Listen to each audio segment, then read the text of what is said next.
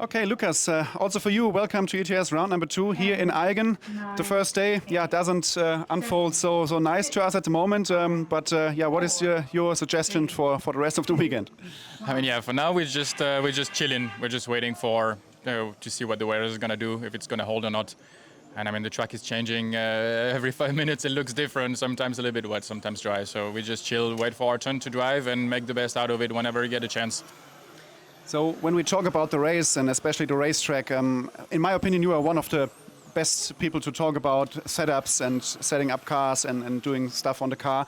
What do you think is the key on this track to have a car which is fast? What are the key things you need to do right? I mean, here, to be honest, it's the first time this year I came prepared with doing some testing. Every time here I showed up without any test. And I always struggled a little bit because of that. And now that I had a few days behind me, I have a better idea of what we need. It feels like a bit like a bobsleigh track in a way, where there's just single line, and you need a car very precise to follow that single line and be really placed around the apex, around corners, because of the bank corners, off bank corners and such. So you need a car that's very precise, good in high speed, because there's so many high speed corners. And at the same time, you need a lot of stability to get the confidence, because around the apex, sometimes the car can get loose. And if it's too difficult to drive, you cannot push. And it's all about being able to be confident in the car and to push hard. So it was surprisingly a lot of work and many changes compared to Apeldoorn. Okay. And let's see, I hope it pays off. Yeah, I mean, Apeldoorn was kind of a spectacular race in qualifying, also in the finals. Some things happened also in A1. What do you expect from this weekend? Because this track, is different to Apeldoorn. I mean, the thing with Apeldoorn is very hard in the first laps to, especially with these tires, when you have not so much heat, the cars are difficult, and I think it's even worse here. Okay. So I think the TQ is not so big of an advantage, especially if you struggle lap 1 or 2 and you're very vulnerable. So I would argue it's even more open than Apeldoorn, especially given that everybody has tested so much. I expect everybody to be very close in quali. And it could be, again, dramatic finals. Okay, so one little forecast to the next race we have on the schedule is Luxembourg. And many of you out there maybe know that Lucas is really a strong guy in Luxembourg on the track. I think 2 or 3 years ago you won your first ever ETS at this track. How much are you already looking forward to place your car down at the ETS in Luxembourg then, with a fully booked house? I mean, I was very disappointed last year not to win, so it's all to play for this year. I mean, I have not visited the track much yet. We had one race, but because there's so many large-scale events, for now the track is not fully relevant to what we're going to get at ETS. I think the Euros large-scale is next week in Luxembourg, and after that we're going to start practicing hard. So it gives us, 5-6 weeks until the ETS. So I'm going to practice a lot to make sure. I put last year behind me, and I'm in the best position to win this year. But as always, one of the most challenging tracks. The attendance is crazy, so I cannot wait. Just looking forward to get there and meet with everyone. Okay, so last question. Which position you will finish at the end of the weekend here in Aigen? I have no idea. I mean, let's not look at FP1 because it was catastrophic on my side. But I mean, I'm here to fight at the front and put myself in the position to be able to win. So I want to be on the podium, and if I can win, I will try to go there for sure. Okay, good luck for the rest of the weekend. We will see us maybe in one of the next interviews or press conferences. Lucas Urbain here from the Automatics team. Thank you very much. Okay, so Mkhal, welcome to the second round of the season here in Aigen, a track where you won last year ahead of Bruno. Now the weather is not looking perfect, but what do you expect from the rest of the weekend? We'll see what the weather does. We'll just hope for the best, but whatever happens, we're prepared. We've been here testing some time ago. I don't remember when, because I had so many weekends of racing. So a few weeks ago we came here for a little bit of practice, just to remind ourselves how the track is and see if we can find anything better from last year. And so far in FP1 was strange conditions, but the car felt very nice. Looking forward to an ETS weekend. Whether it rains or not, we'll have a lot of fun in the pits, on the track, so it will be great. Yeah, I just talked to one of the Automatics drivers, and they told me that they made a lot of changes to their car compared to the setup from the last race in Apeldoorn. Is it the same for you in the team, or do you basically run the car as you took it from the Apeldoorn track? We have a few different variations we found here when testing. similar to Apeldoorn works really well. Similar to some other races works really well. So we have, let's say, 3 different setup approaches, and at the moment we're quite different to Apeldoorn, but Mate is running something completely different, and Andy again the third variation. So we'll see what we end up on, but at the moment, I mean, the track will change so much. So at the moment we're just learning the track and making sure we get some good track time, and we need to get the car dialed in before qualifying. Yeah, when we now look onto the championship picture, we have already 1 round in the books, and you have been able to win the last 2 championships. What do you think about the rest of the season? Because if you would be able to defend your title once again, you will be only the 3rd driver in the history of the ETS winning 3 championships or more.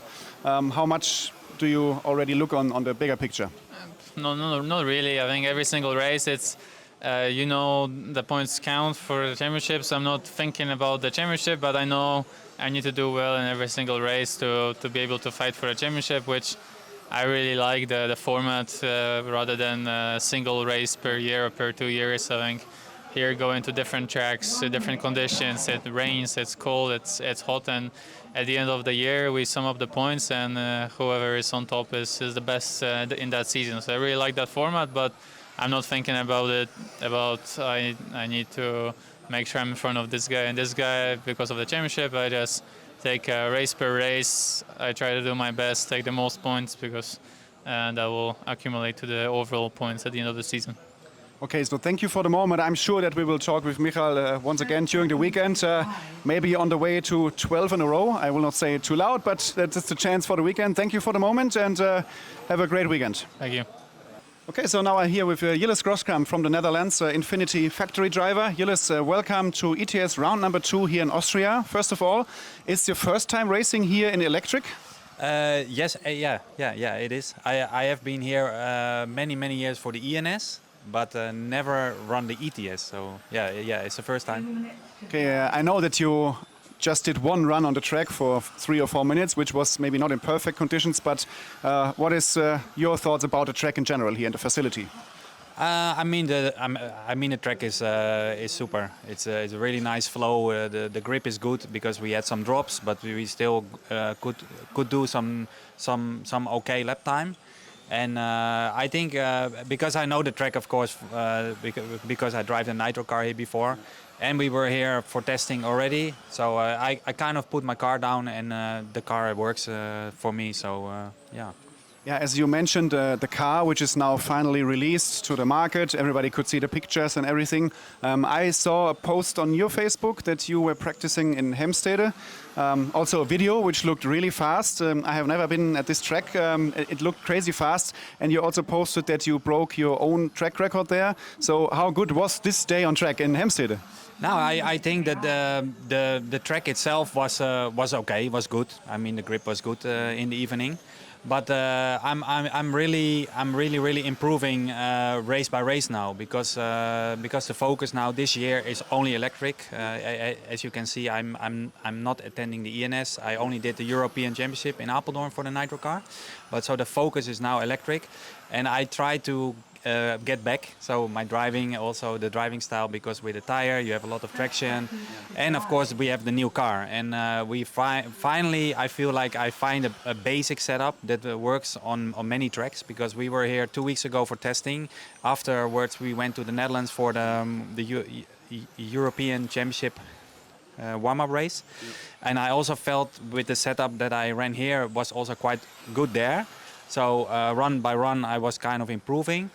And now I put the car here on the track, and I already feel like it's good. And what I said, or what you say, like last Friday I was in Heemstede, and it's my home track, and I know exactly how fast you can go. And I went 2/10 faster for my fastest lap ever, and I cut 4 seconds of my run for 5 minutes, which is a lot. And I feel like I think I can even improve more. So the car has a lot more corner speed. I feel like more and more confident with the car now.